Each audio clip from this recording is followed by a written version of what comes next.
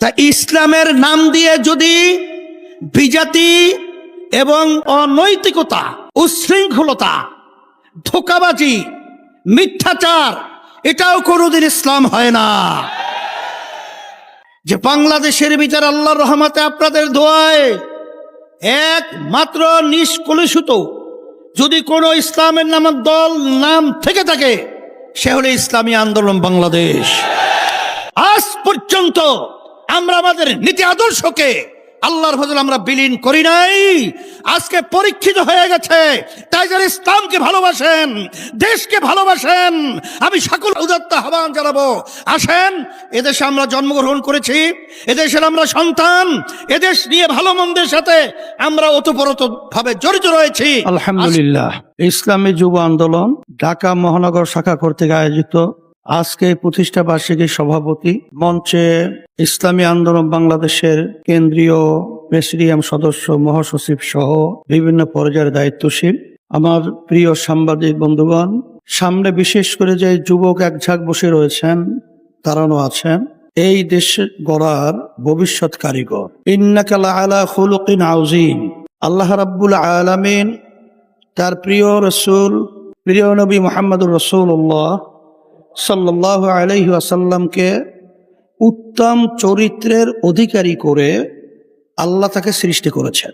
এই জন্যই আব্বাজান রহমাতুল্লাহি আলাইহি সহ আমাদের একটা মৌলিক গুরুত্বপূর্ণ স্লোগান রয়েছে, নীতি, ভালো নীতি ও ভালো নেতা চাই, এছাড়া জাতি দেশের মুক্তি নাই। ভালো নীতিও লাগবে আর ভালো নেতাও লাগবে। এছাড়া বাস্তবে আমরা যে এই রাজনীতি করি, আমাদের যে লক্ষ্য উদ্দেশ্য, কখনোই এটা বাস্তবায়িত ইতিহাসে দুনিয়া কোনোদিন হয় নাই আর কোনোদিন হবে না। বর্তমানে বাংলাদেশের যারা নাকি আওয়ামী লীগ, বিএনপি, জাতীয় পার্টি সহ অন্যান্য আদর্শ নীতি আদর্শ নিয়ে রাজনীতি করে, তারা তো ইসলাম নীতি আদর্শ বাস্তবায়ন করবে এই কথা বলে তারা রাজনীতি করে না। কিন্তু আবার কিছু ইসলামের নামে দল রয়েছে। আমাদের গ্রামে একটা বড় প্রবাদ বাক্য রয়েছে, একেবারে দেখতে কালো, নাম দেশে দলা মেয়া। কিন্তু আসলে দলা মেয়ার সাথে বাস্তবে তার কি মিল আছে? তাই দলা মেয়া কয়ে যদি কালো মেয়াকে চালানো হয়, তাহলে কালো মেয়া কোনোদিন দলা মেয়া হয় না। তা ইসলামের নাম দিয়ে যদি বিজাতি এবং অনৈতিকতা, উচ্ছৃঙ্খলতা, ধোঁকাবাজি, মিথ্যাচার, এটাও কোনোদিন ইসলাম হয় না। এই জন্য আমি বলবো, আজকে বাংলাদেশের মধ্যে একেবারে দিনের মতো পরিষ্কার হয়ে গেছে যে বাংলাদেশের ভিতর আল্লাহর রহমতে আপনাদের দোয়ায় একমাত্র নিষ্কলুষিত যদি কোনো ইসলামের নামক দল নাম থেকে থাকে, সে হলো ইসলামী আন্দোলন বাংলাদেশ।